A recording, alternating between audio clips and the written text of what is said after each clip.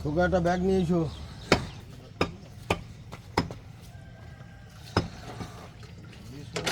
আড়াই কেজি বাড়তে হবে। হ্যাঁ, বিল কালকের বিল হিসেব করিলে আগের দিনের না হিসেব করা হয়নি, তাহলে ওটাও হিসেব করে যাও, দিলে পাই কমপ্লিট করে নাও। কাল তো তোমার কাছে জিজ্ঞেস করলাম আমি